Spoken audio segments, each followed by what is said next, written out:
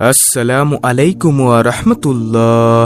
আমাদের প্রিয় নবী হযরত মুহাম্মদ সাল্লাল্লাহু আলাইহি ওয়াসাল্লাম তার উম্মতদেরকে এই 7টি আমল ও দোয়া পাঠ করতে বলেছেন।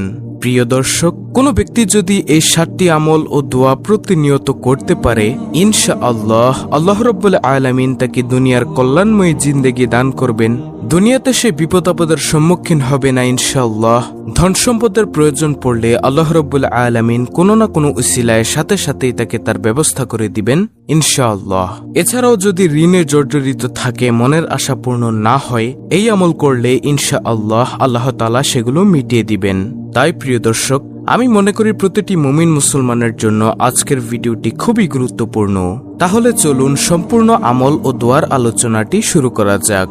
প্রিয় দর্শক, আজকের ভিডিওর 7টি আমলের মধ্য থেকে সর্বপ্রথম নম্বর আমলটি হলো, নবীজি সাল্লাল্লাহু আলাইহি ওয়াসাল্লামের কাছে এক সাহাবী এসে বলল, ইয়া রাসূলুল্লাহ সাল্লাল্লাহু আলাইহি ওয়াসাল্লাম, আমি অনেক দরিদ্র, আমার ঘর থেকে দরিদ্রতা দূর হচ্ছে না, আমি ঋণে জর্জরিত হয়ে পড়েছি।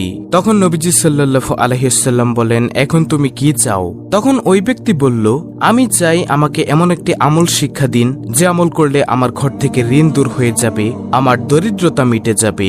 রাহমাতুল্লিল আলামিন নবী মুহাম্মদ সাল্লাল্লাহু আলাইহি ওয়াসাল্লাম বলেন, শোনো, তুমি যখন ঘরে প্রবেশ করবে, সালাম দিয়ে ঘরে প্রবেশ করবে ও সূরাতুল ইখলাস পাঠ করে ঘরে প্রবেশ করবে।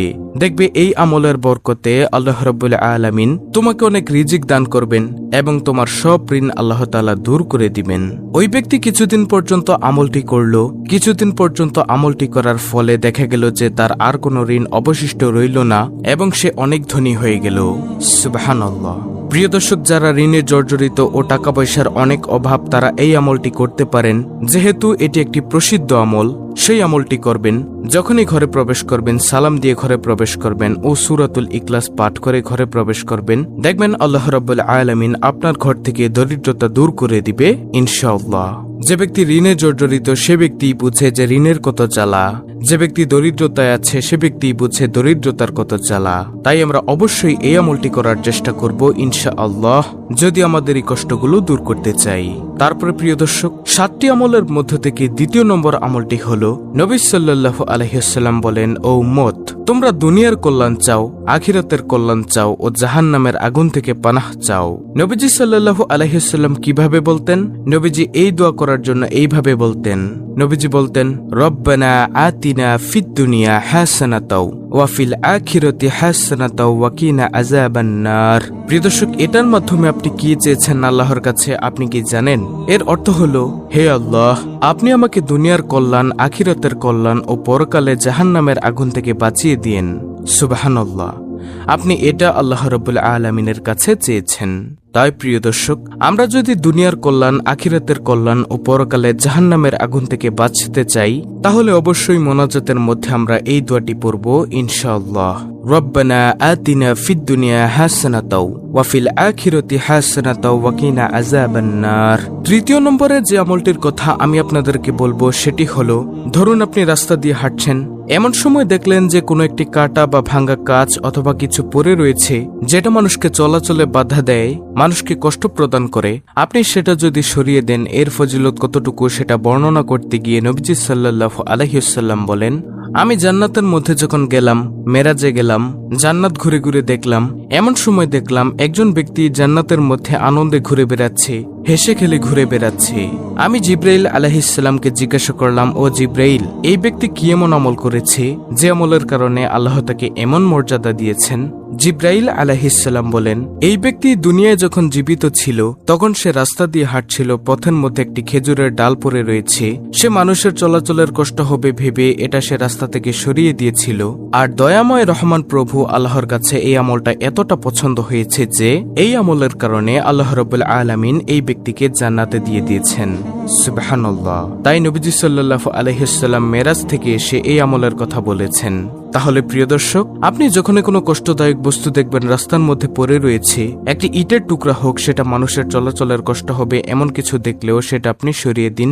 ইনশাআল্লাহ আল্লাহ তাআলা যদি চায়, এই আমলের বরকতে আপনাকে জান্নাত দান করে দিলেও দিতে পারেন। কারণ আপনার কোন দিনের আমল আল্লাহ তাআলা কবুল করে নিবেন সেটা কেউই বলতে পারবে না। তাই আমরা তৃতীয় নম্বরে যে আমলটি বলেছি, এই আমলটি করার চেষ্টা করব ইনশাআল্লাহ। তারপরে 7টি আমলের মধ্য থেকে 4র্থ নম্বর আমলটি হলো এটি একটি দোয়া। এটি একটি পবিত্র কোরআনুল কারীমের আয়াত। এটি হলো একটি ইস্তেগফার। এই ইস্তেগফার নবীজি সাল্লাল্লাহু আলাইহি ওয়াসাল্লাম বেশি বেশি পাঠ করতেন।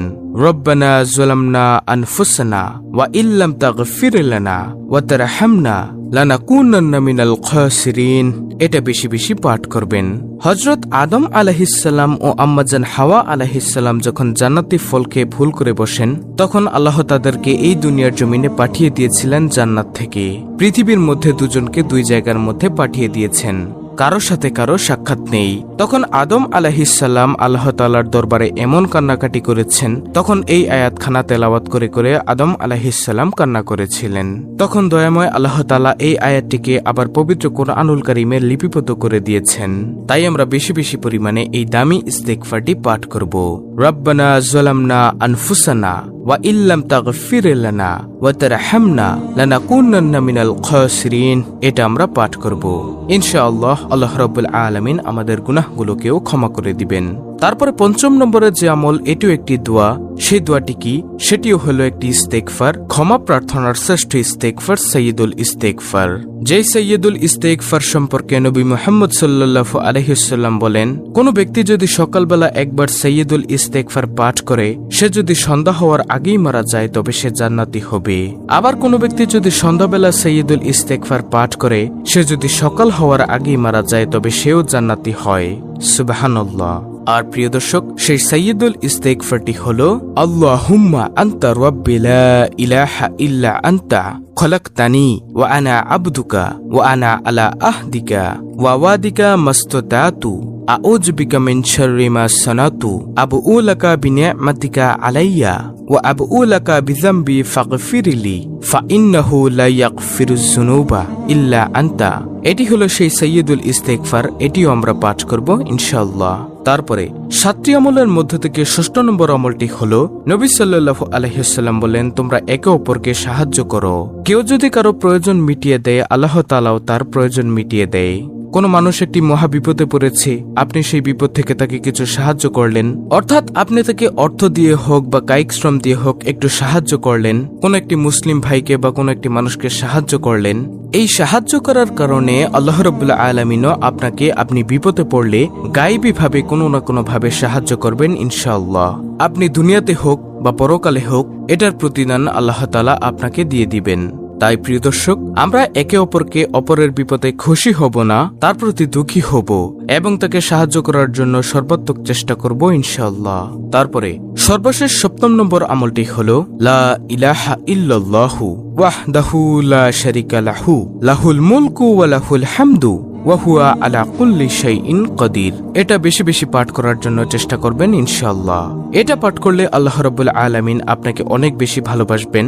আল্লাহর পক্ষ থেকে অনবরত রহমত শুধু আপনার অন্তরের মধ্যে আসতেই থাকবে ইনশাআল্লাহ। দর্শক, ভিডিওতে যে 7টি আমল আমি আপনাদেরকে বলে দিয়েছি, সেগুলো প্রতিনিয়ত আমল করার চেষ্টা করবেন। দুনিয়াতে আপনি এর ফল পান না পান, পরকালে ইনশাআল্লাহ অবশ্যই পাবেন, শুধু আপনার বিশ্বাসের উপর নির্ভর করে।